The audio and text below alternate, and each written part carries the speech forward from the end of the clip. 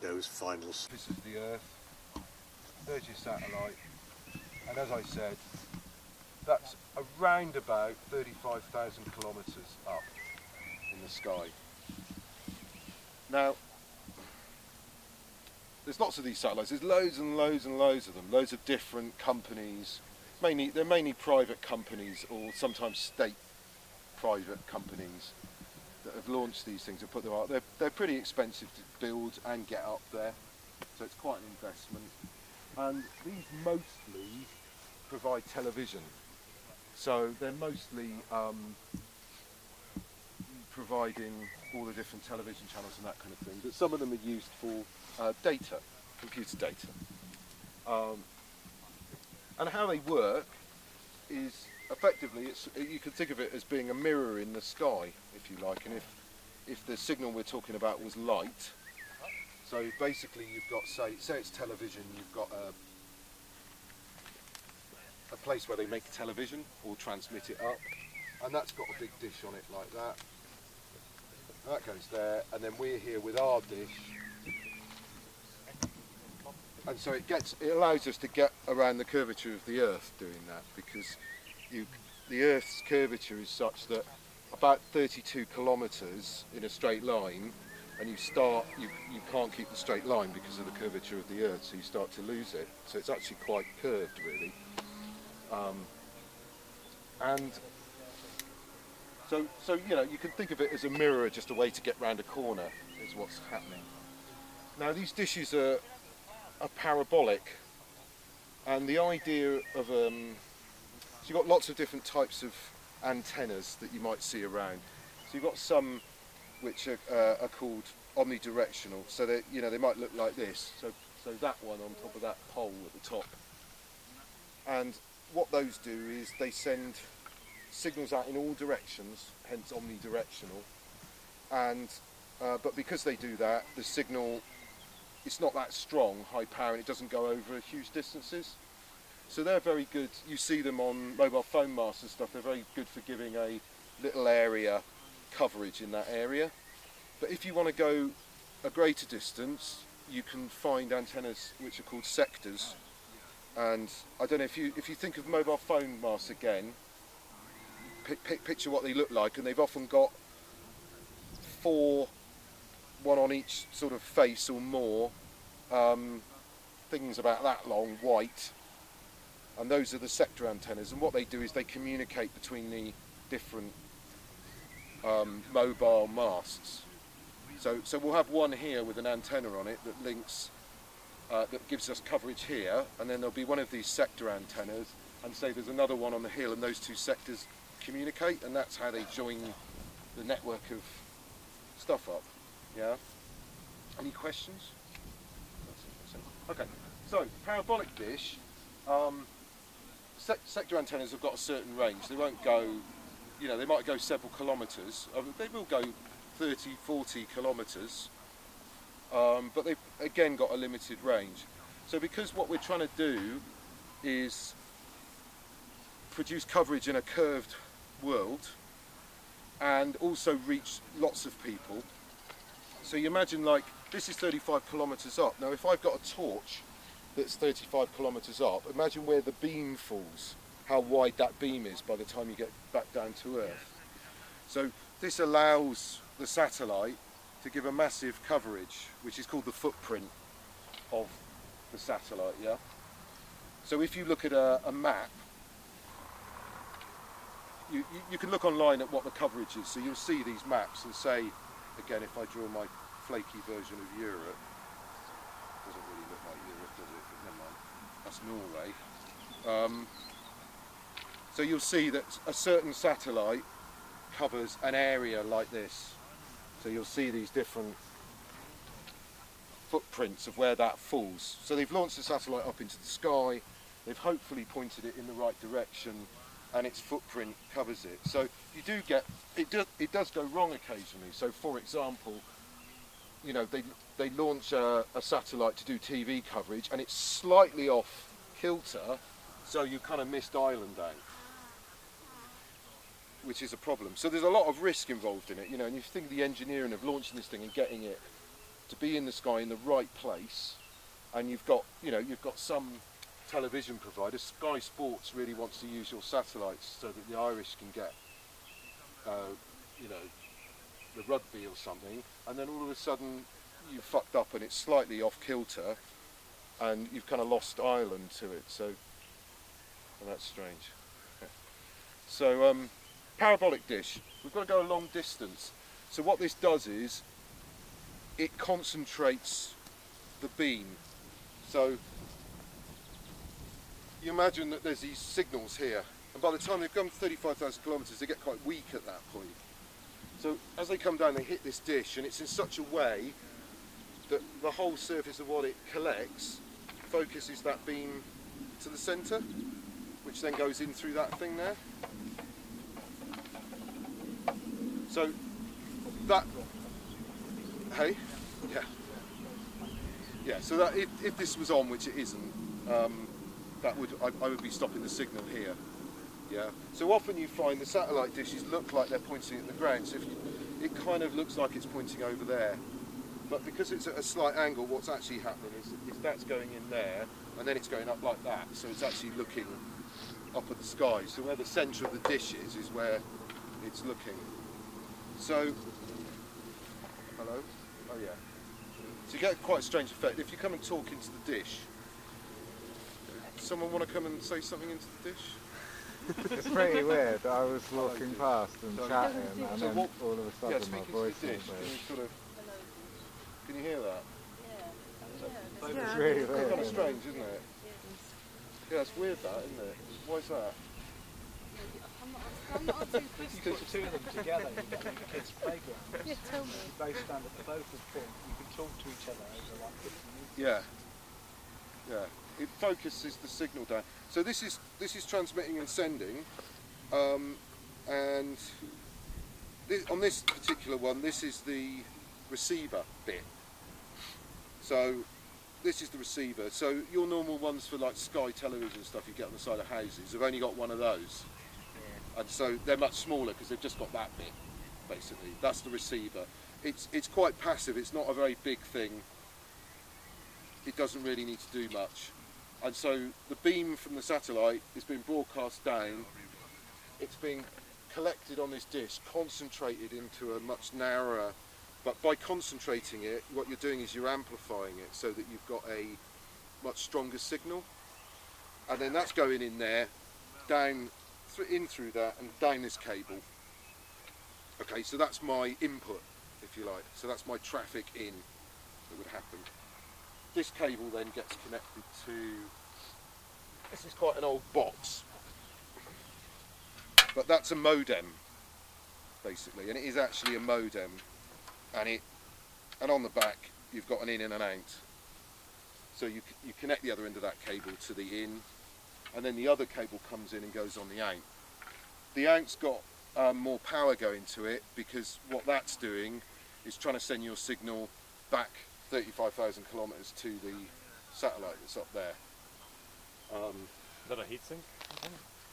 Yeah. So that's the out. What's the reason for the sort of like the stickiness sort of lathe kind of thing on the initial receiver? Oh, your cone there. See how like well, it's a waveguide. Collector. Oh yeah, it's a waveguide, isn't it? So you're coming in, and it's basically this is a standard waveguide here. So yeah. But if you look at that, it's just a square. It's a rectangular cross section, and the radio waves are still radio waves at that point, and they're bouncing from one side to the other. And that's what this thing is. It's a right angle. It bounces it round the corner, and only at this point does it get turned back into electrical. So this is a way of kind of gathering the signal. But is there a reason for this to be like a series of like simple kind of sticks, like rather than just like a smooth curve? Is that like something to do with the optics of it? It's probably it's inside. It's probably doing the same thing. It's a way of stepping down the impedance of it. It's an impedance transformer, I would guess, between matching the impedance of free space down to the low impedance. I'm getting very technical now. The low impedance that the waveguide has.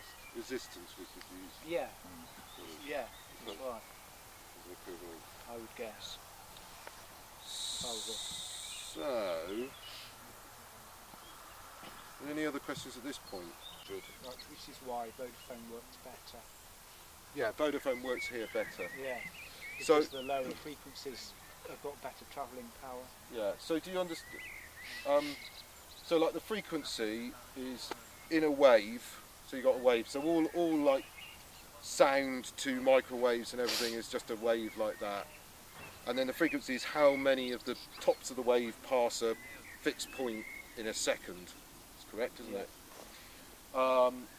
And one of the natures about waves is the lower the frequency, so that's called the frequency, the less they get absorbed by things generally. They'll go around corners and they'll do things like that. So like long wave radio, for example, is less affected by going into a tunnel or over a hill than FM, which is a higher frequency. And I suppose that's the Vodafone thing. Being as Vodafone's on 900 megahertz, they've got better coverage than the 1800, which is Orange, which is hopeless here. In fact, just here is about where Orange seems to work best, funnily enough. So that's at 1800, and Wi-Fi, the old Wi-Fi is at 2400. So that'd be Wi-Fi. So this is cellular phones. You've got Wi-Fi. You've got new Wi-Fi, which is 5 gigahertz, which is up there. But this one uses something called KU band, which is 25,000. So it's much, much higher frequency. So because it's going through air, so it can...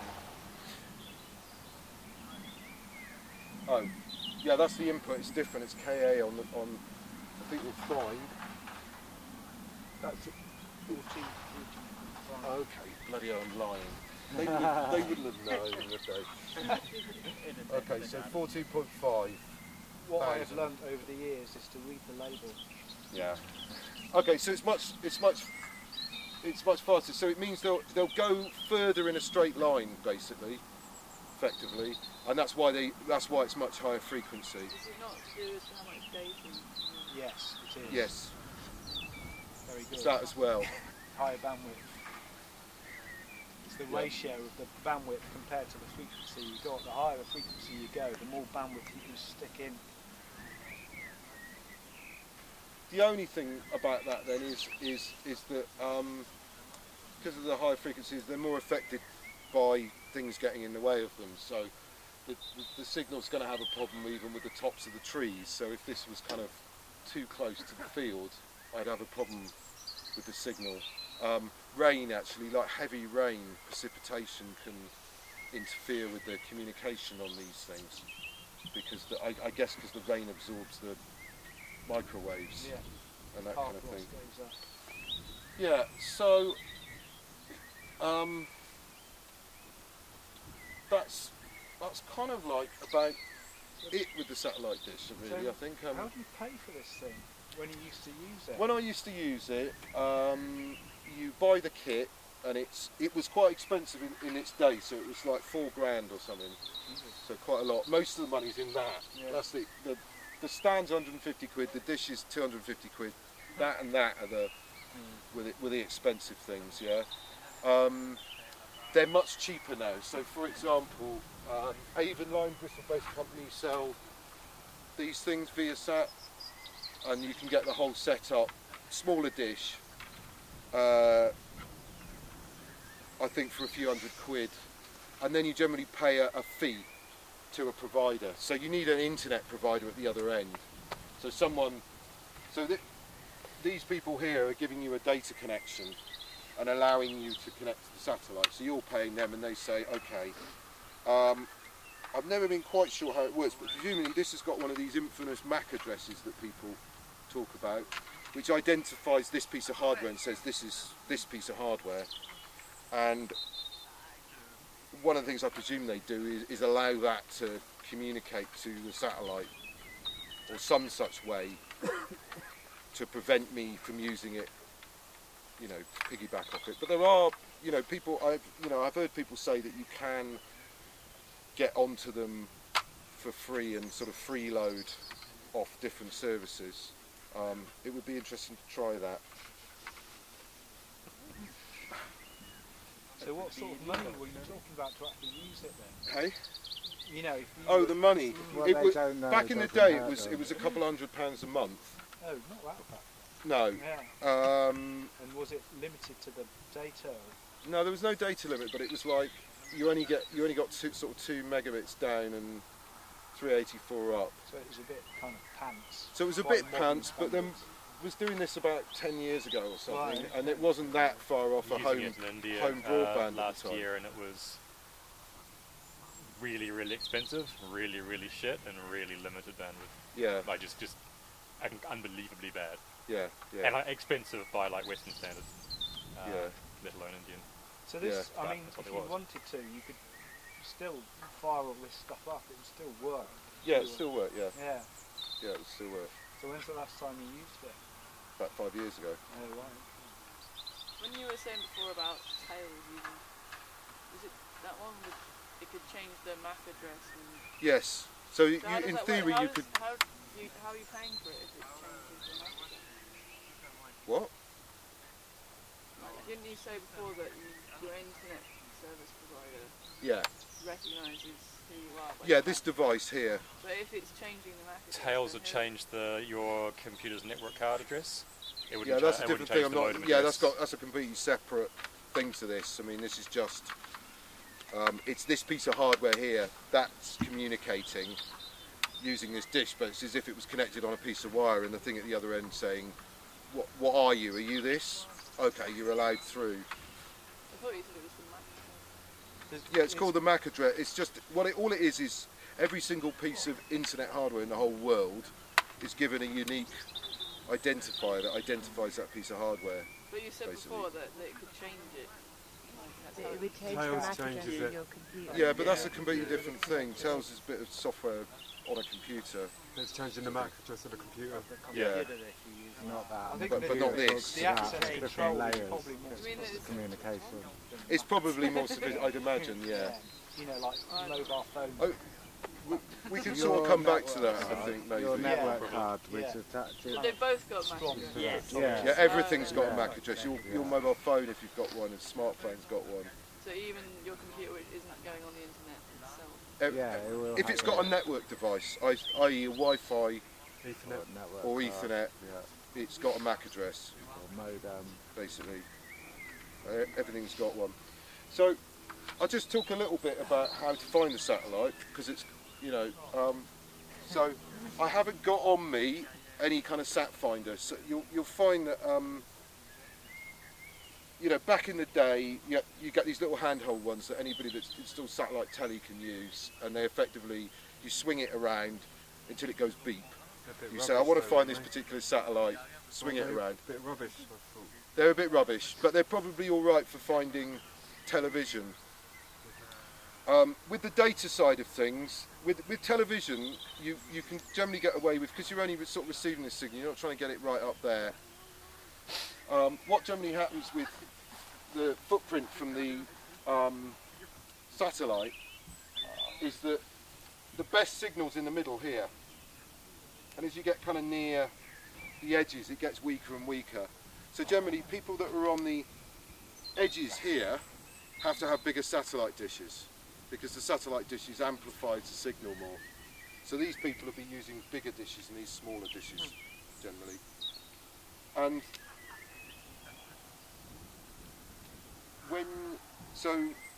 also, if I'm not quite lined up right, so I'm sort of like a bit off kilter with the satellite, if I'm just doing TV, the signal's probably good enough, and so I'm not really looking for precision. But with the data one, you need to get the best signal strength you possibly can. So when you point this at a satellite and you've got your connection, you can then get basically a power level of the signal that you're getting back in here. And so you're adjusting it really to find that sort of highest power level. And so the way I do that really is, I go on the internet, there's websites that tell me where the satellites are, and it'll tell me where it is with respect to the points on the compass. So from our point of view, because we're in the northern hemisphere, because they're all over the equator, the ones that we can see in our sort of segment of the globe are all south from here, and they're all either, I don't know if there's any directly on south, but they're all therefore then spread to the east and west. So most of them are sort of south-southeast, southeast, south-southwest, southwest across it. So for example, if I wanted to find a satellite, it might tell me that it's 28 degrees east. Yeah, so that would be, if you got the compass like that, south there, east there, 28 degrees east is about there. Yeah, so I can get my compass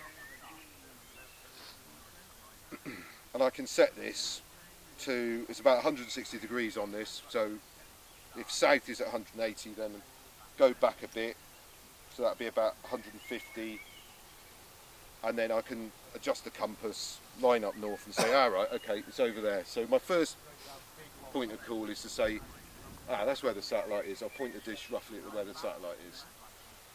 The next thing is what's called the azimuth, and the azimuth is the elevation difference between where you are currently and where it is in the sky, so the angle that you've got to go at. And that will vary depending on where you are, and so of course as you move around, say, the country,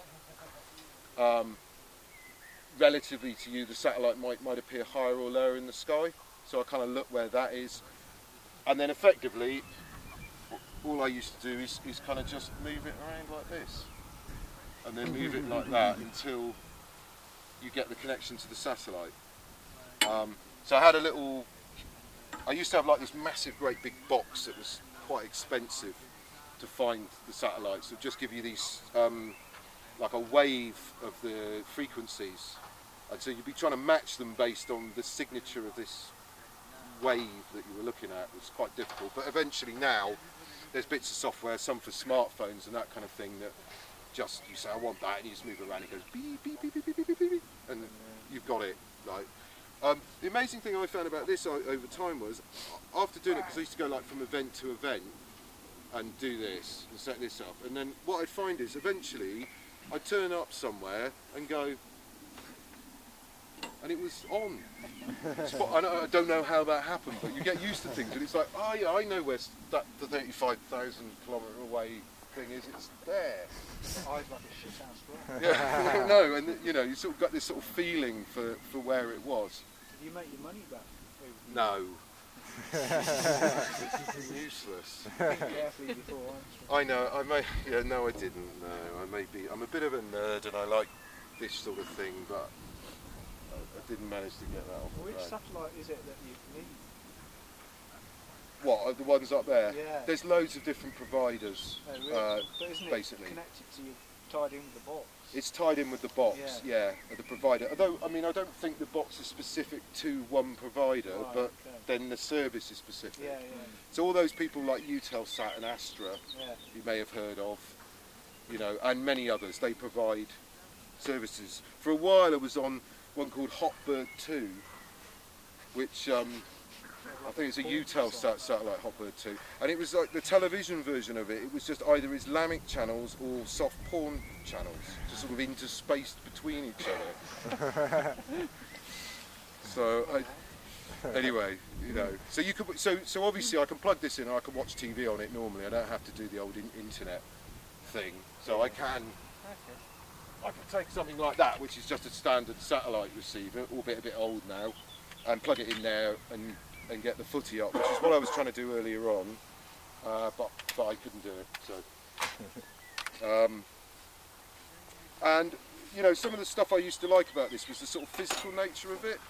So what I do sometimes in some places, I had this on top of a van. I've got my van, and I had a sort of roof rack, and then a pallet, and then this on the top of it, and then you'd get it set up to get it out of the way as well, because you know it is effectively a high-powered microwave transmitter. So you don't kind of want people walking into it or going like, what's this? You know, that probably wouldn't be that good for them. So it's quite a good idea to have it sort of out the way. And the fun thing about that was sometimes it was like, you know, once it was up there, if the signal went, I just had these jacks under the van, so I could just sort of jack up the corners of the van, adjust it like that to fine tune, and that would get me a better internet connection as well. So I'd have this thing. I don't know if you all know what a ping is. Do you know what ping means or not? So it's a tool for telling. It's a little tool, computer software tool, and it basically says to another computer on the internet, "Are you there?" And the computer says, "Yes, I'm here. It's taken this long for me to tell you I'm here." So if you ever want to make sure something's working, you can use this very basic tool. It's very simple. And so using that, for example, you can get the worse the connection, the longer it takes this to come back. So I used to have that up and then just the jacks to get the internet connection better. So I quite like the physicality of it, really. And so the final thing really is just, and on the sort of ping sound thing, the other thing I quite liked about it was that the satellite's about 35,000 kilometres away, yeah? And so if I request a web page, effectively, or send a ping, what's going to happen is, I'm going to send the initial request and it's going to go up to the satellite, and then it's going to come down to here, right? These guys, they've got a connection to the internet, so it's going to go off, blah blah blah blah, around the internet to something here that's going to respond. So it's going to go down there, and then it's going to come back up there, then it's going to go back up there, and back down there. So that's quite a distance in total. So we've got 35 times 4, it's about 140,000 kilometres my little ping has gone. It's travelled all this distance. And with a bit more, you know, so we're roughly up to 150,000 kilometres, which is so they travel, well, it's basically half the speed of light, isn't it, effectively? So speed of light is 300,000 kilometres a second. And do microwaves travel at the same speed, don't they? Yeah, they like. Yeah. So microwaves travel at that speed, so it's about half that speed. So when I did my ping, and put it, normally on the internet when you use a ping it's about 50 milliseconds or something, but it takes about 600, which is just over half a second, just purely because the data's travelling all that distance, and that matches your limitation, which is the speed of light, basically, or the speed that they... Super fast pigeon. Super fast, yeah. So you get a slower internet experience, yeah. The initial request takes a lot longer, so the general experience was when you request a web page, and especially if the web page had loads of content, there'd be a big pause. So it's like you'd send it and nothing would happen. So we used to put in what they call a caching proxy, which is like just a machine that when you request a web page the first time, it stores a copy of it. So the next person that does it, it gives them this copy of it and doesn't bother going and fetching it. So because everybody's doing the same thing, like, you know, they're often all requesting the same web pages, so that would sort of speed up the experience for people. So if has anyone got other questions? Otherwise, you know, you're saying like it's affected by like when it's raining and stuff. yeah. Like if you had a little cover over the top, is it the rain that's happening there, or is it the rain it's the that's happening precipitation everywhere? in the air. Oh right, that's Yeah. affecting the mic. It's because these tiny little waves Yeah. go, and then there's loads of rain, and the molecules are absorbing the waves, basically. Yeah. So that's kind of interfering with it. So that would have, you know, it's kind of unreliable in that way, because you'd sort of invariably, I took it down to Glastonbury, and of course it would invariably be a massive thunderstorm, and it wouldn't work at that point, sort of thing. So that's it. So any other questions? So I've got a finale in there, which is a video taken from about 10 years ago, just to demonstrate. We did something where we were just using this as an effects pedal, as a delay pedal. So if you'd like to come into the marquee, I can show you the final film. So hopefully the video is kind of self-explanatory about what happens. Hopefully we've got some.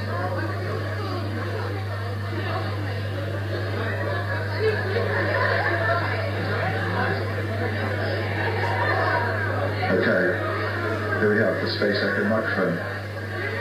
I'll explain what's happening just shortly after we put a small amount of flute down the pipe, so to speak. Start here.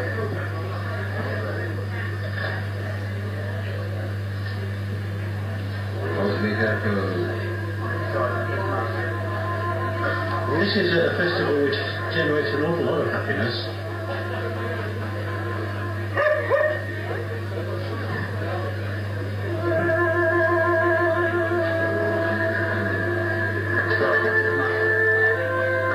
This is a festival which generates an awful lot of happiness.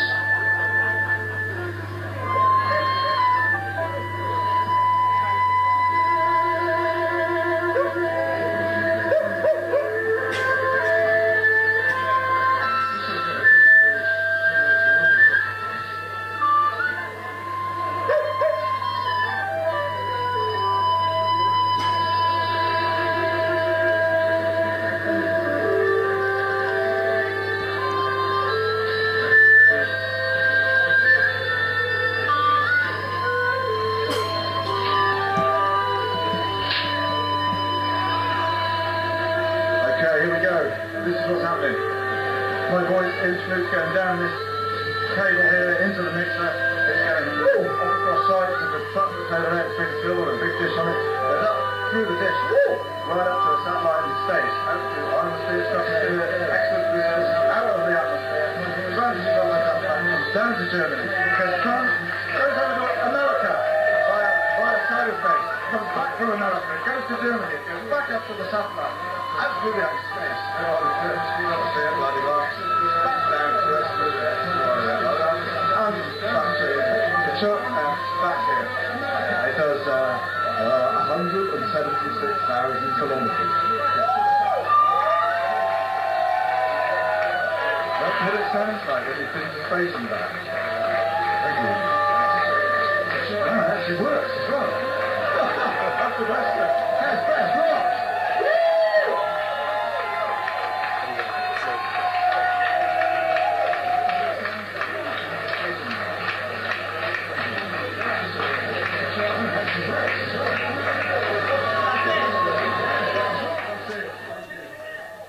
So you can do some fun things with it.